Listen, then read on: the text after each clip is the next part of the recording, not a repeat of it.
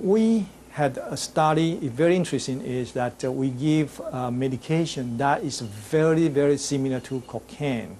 Is a medication called methylphenidate, and that is in not a prescription drug, it's in the IV form of that Ritalin.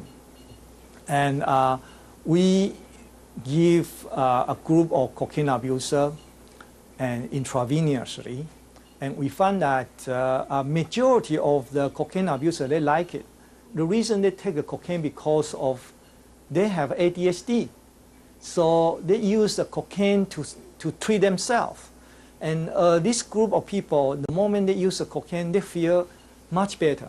And so after we found this, and we asked them to see the psychiatrist and to treat their ADHD, turned out they never use cocaine anymore.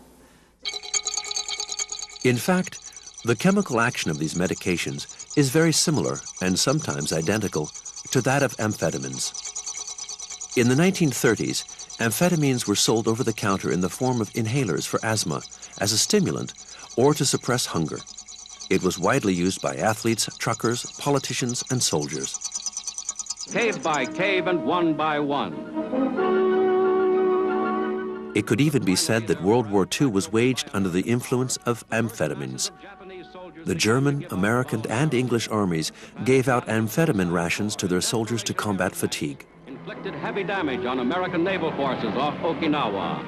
This was kamikaze. It was sensational, but it could never... The obliviousness of the Japanese kamikazes can partially be explained by their huge consumption of amphetamines.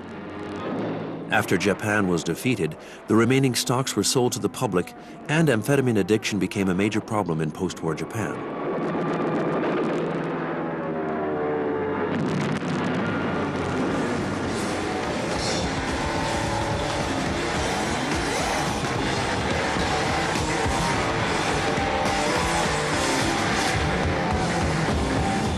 In the 60s, amphetamines came to be known as speed and were very popular among young people.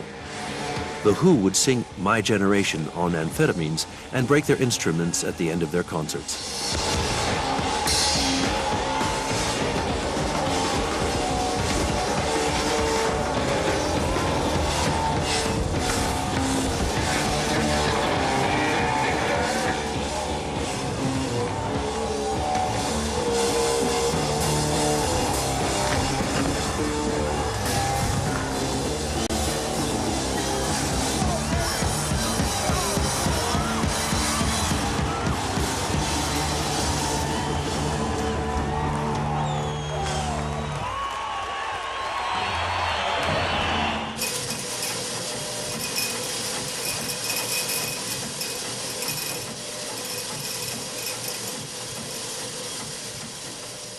In the 80s, amphetamines were made illegal.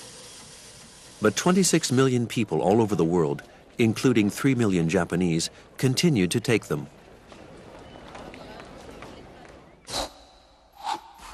Unlike regular amphetamines, drugs prescribed for children like Ritalin are slower acting and longer lasting. As a result, there is no euphoric rush and concentration is improved. Questions have arisen, however, concerning the consequences of giving stimulants to children. Some people think it could make them more prone to drug abuse later on. So there's been a lot of investigation about whether children at this sort of vulnerable age of brain development, given a stimulant as a medication, are sensitizing the brain mechanisms that underlie addiction. And I would say the data there are equivocal. There have been 1 or 2 studies which suggest there's an increased prevalence of vulnerability, at least, to addiction in individuals who've been treated with Ritalin because of their ADHD. Other studies which have shown not. So I think it's not an easy story to tell, an easy explanation to give. While the number of patients under treatment for ADHD seems incredibly high, it's nothing compared to the 300 million consumers of another type of psychostimulant available by prescription, antidepressants.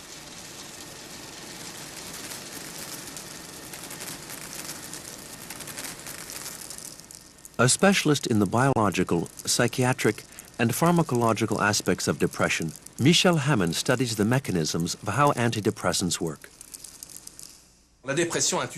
We all know intuitively, of course, what depression is. It's when you're feeling down. That's the common definition that everyone knows. But it's also linked to a certain number of symptoms that clearly show that it's a pathology, a real illness. In particular, there's a feeling of low self-esteem. You feel that you're worthless. There's also a loss of motivation. You lose the will to live, so to speak, the spark of life. That is, you're no longer able to seek and find pleasure. Pleasure in daily life, in everyday activities, or to feel satisfaction in your work, for example. You're no longer motivated by anything. People suffering from depression show a lack of serotonin in their brain. Serotonin is a neurotransmitter responsible for our sense of well-being, shown here in its crystal form. This deficit in serotonin affects several areas in the brain.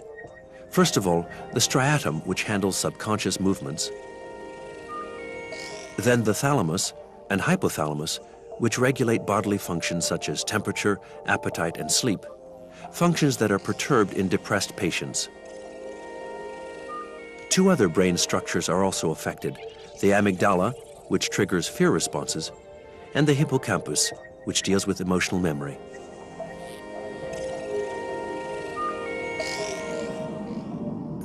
Antidepressants act on serotonin in the same way as psychostimulants act on dopamine. Their molecules inhibit the reuptake of serotonin. Serotonin can thus keep on activating its receptors.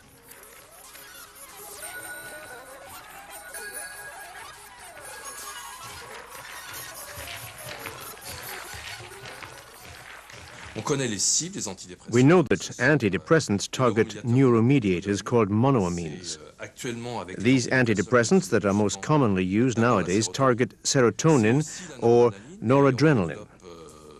And we're now developing medications with a dual target that inhibit the uptake of both serotonin and noradrenaline. And what happens is that when we act on these neuromediators, dopamine is also affected. And dopamine is the pleasure hormone. It gives us the ability to seek and feel pleasure, something which the depressed subject has lost. But that doesn't mean only the serotonin-containing neurons are activated. There's a sort of cascade effect. That is, when serotonin starts to recover, noradrenaline, dopamine are also affected. All the monoamine systems as a whole, first of all, and then the activity of other neuronal systems improves and is partially reestablished.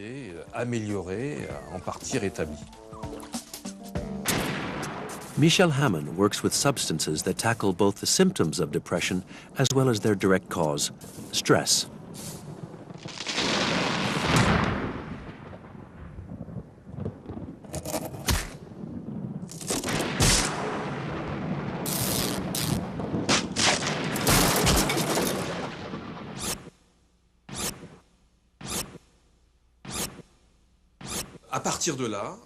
We recreated animal models of depression by repeatedly exposing the animals to stress. There's one model in particular that has been fully validated from that point of view. Afterwards, the animals were treated with antidepressants. And we observed that the behavioral deficits which we induced through repeated exposure to stress, and which are very similar to depression symptoms in human beings, can be corrected by antidepressants. So once we discovered that, we went on to investigate what happens in the animal's body, and particularly in its brain. And that represented a real advance in understanding the biological processes that are associated with depressive disorders.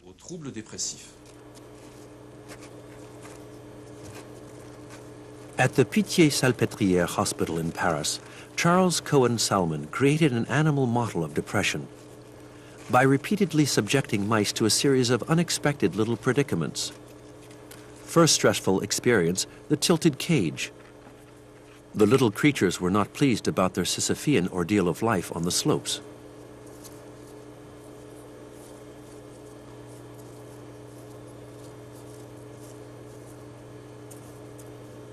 Second stress, Wet litter. Gone is the cozy nest.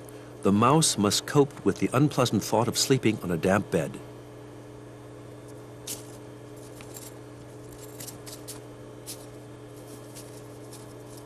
Third stress, communication problems. Separated by a barrier, the mice have to use great ingenuity to try and make contact.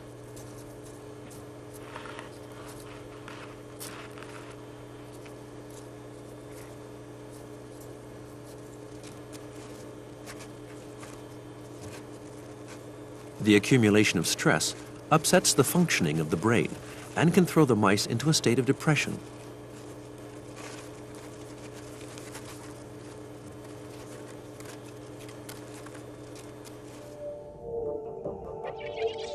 In the brain, stress first affects the hypothalamus, which is one of the regulators of appetite and sleep.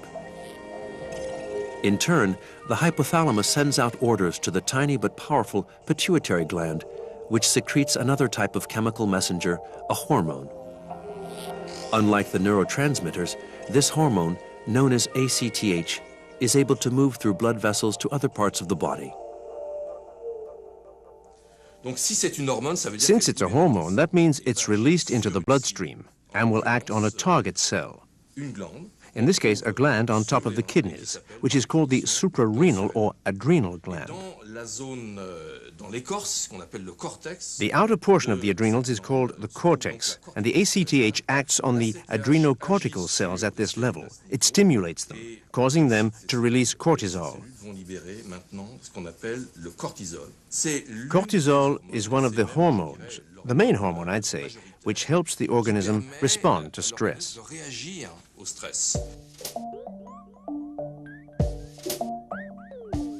Cortisol primes the body and mobilizes all of its forces, energy reserves, fat stores, and blood sugar.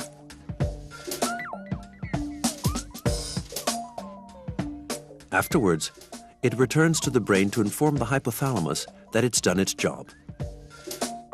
When the stressful situation has disappeared, the cycle normally winds down and the body returns to its normal state.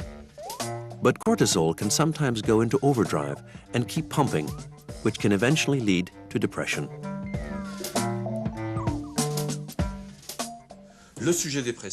A depressed subject is someone whose stress response system is constantly activated. The idea is thus to stop the action of cortisol, that is, to act directly on the stress response axis and slow down its activity. We have substances that work very well on animals that calm down excessive activity on this axis.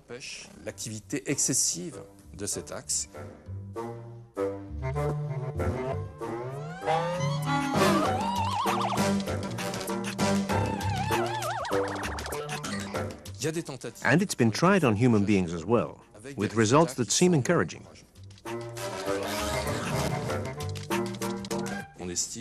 It's estimated that 15% of the population will experience a bout of depression at one time or another in their lives.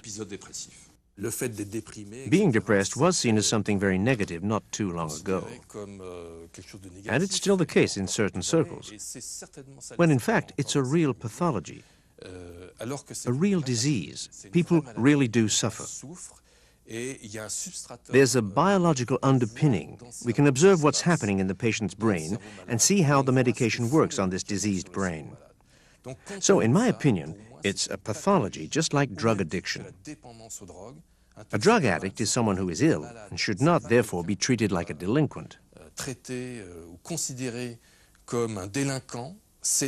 At some point, that person had a certain inclination for the drug. And the consequence of having taken the drug and being particularly vulnerable in that regard is that the person is in fact sick and needs to be cured. So drug addiction is an illness, depression is an illness, phobias are illnesses, behavioral disorders are real illnesses.